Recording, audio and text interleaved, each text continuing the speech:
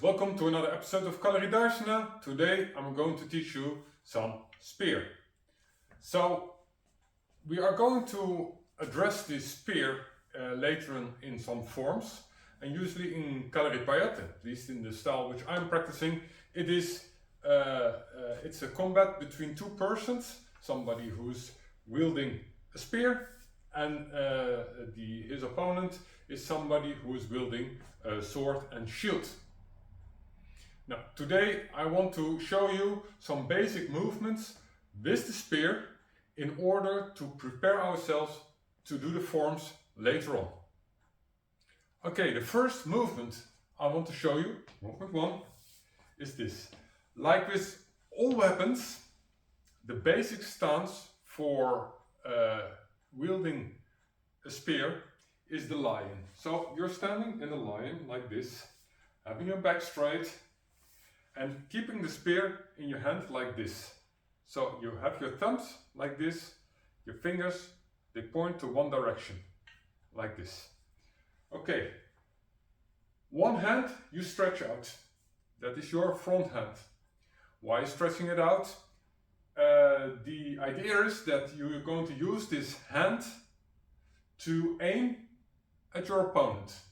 So you're going to use it like this to aim at your opponent. The other hand is actually moving your spear. So it does, for example, it moves the spear forward and backward, front and back.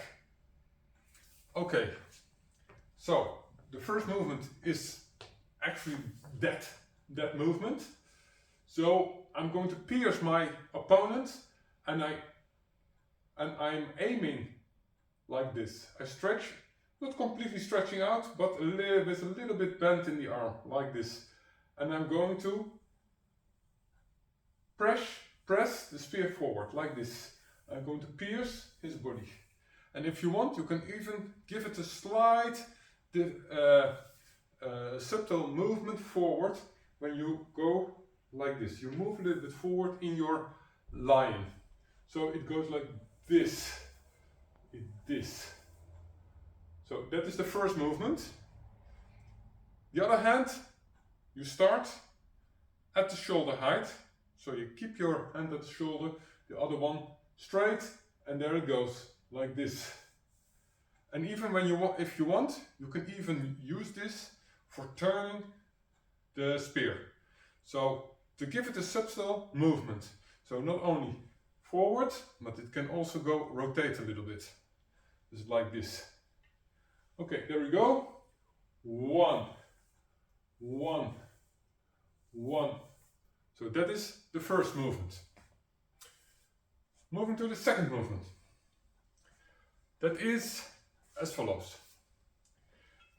The spear has its own character, and that is formed by mainly two things. One, it is the length of the weapon. It's, for me, this spear is a little bit short. It should be this high.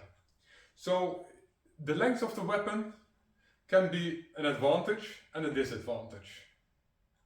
The advantage of the length is that you keep your opponent nicely on a distance. So if somebody is threatening you, you nicely put on your weapon like this and he cannot come near. That is the advantage.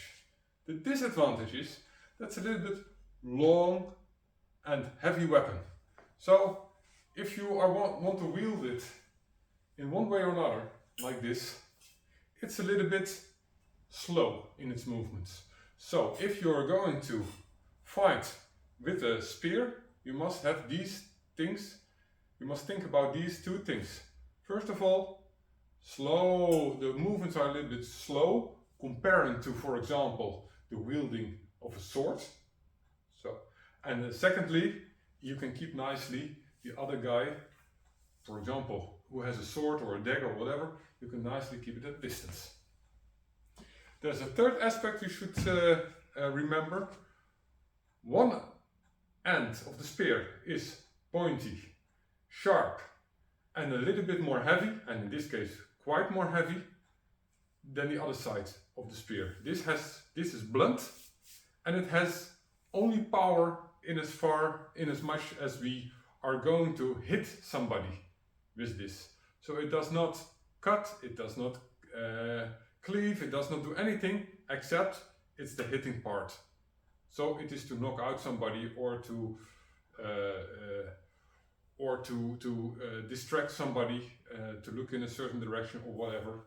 This is the part which counts. So this is the sharp part and the pointy part.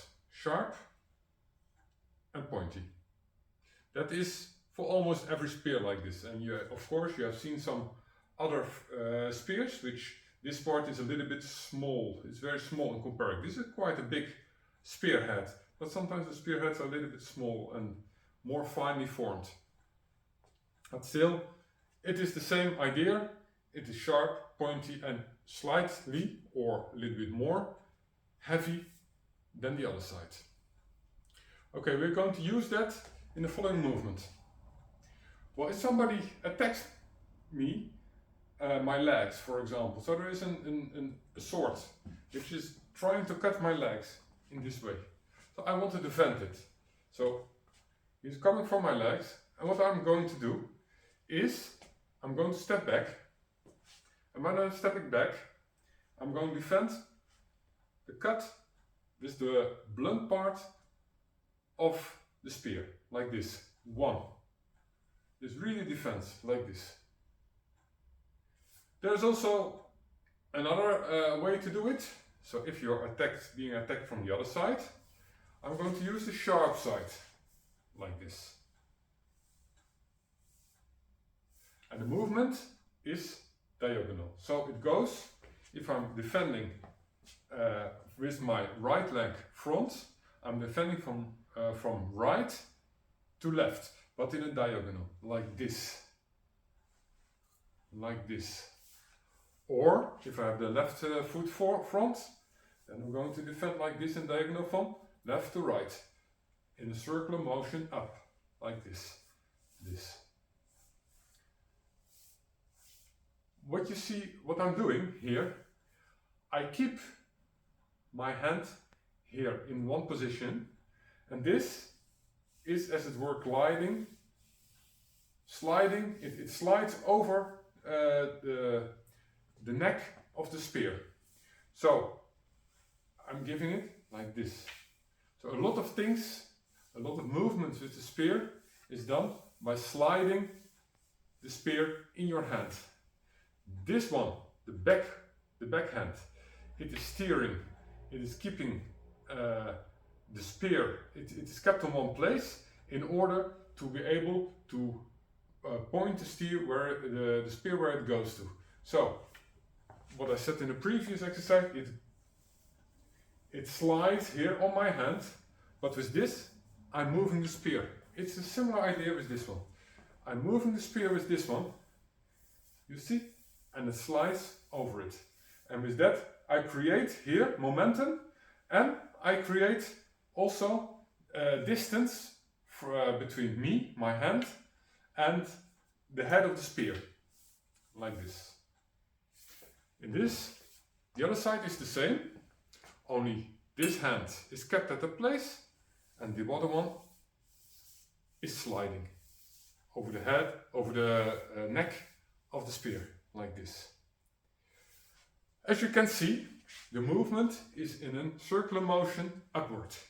So if you do that here, and I have this part, the sharp part, I have that, I keep that front, like this, I'm able maybe to cut his leg.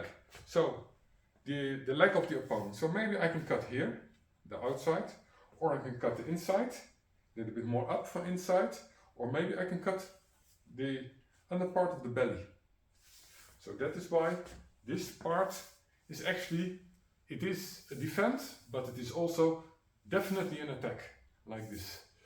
In contrast to the other side, which is actually only a defense. Of course, you can imagine that I'm going to hit the groin with the blunt part, but basically this is a blunt part, and maybe your opponent is armed he has an armor, he's wearing an armor, so it won't do much like this, because it's blunt.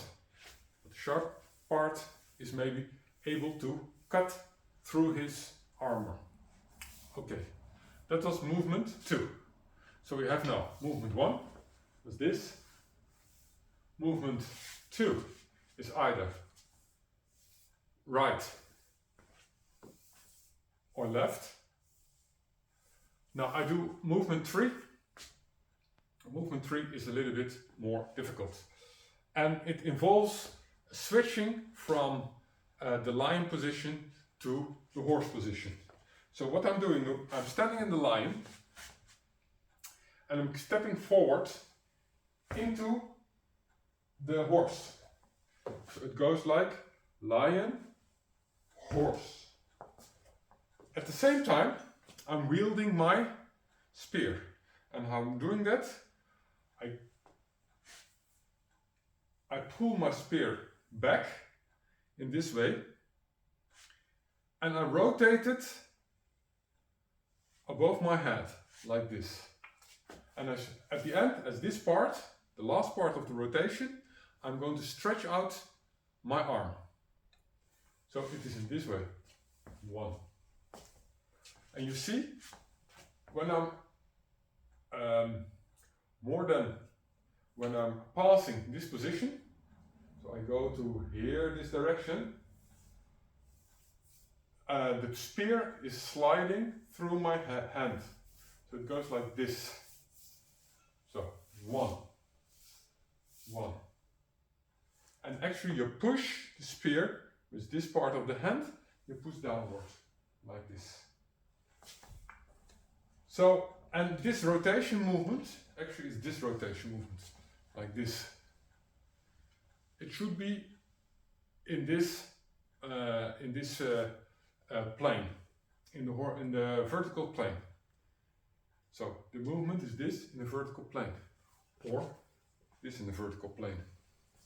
As you can see, when I'm doing this movement, I'm stepping out. So if I'm wielding the weapon with the right hand, I'm stepping out right. When I'm wielding it in the left hand, I step out with the left hand. So basically, I'm standing here in the lion, I step forward in the horse, circle my arm in the vertical plane, exactly in the plane which is in front of my eyes, and the aim is in the middle to cut in the middle. So it's really in the middle line. So the cut of the whole weapon and the movement of the whole weapon is in the middle line of your opponent. So 1. If I do it the other way, so I'm standing here, 1,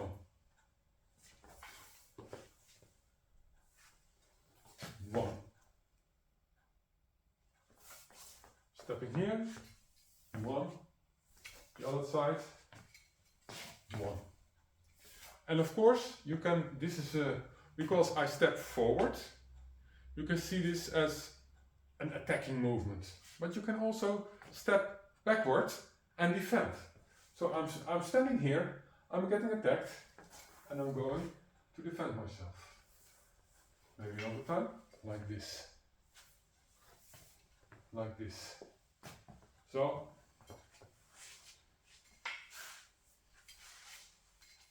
one, 2, 3.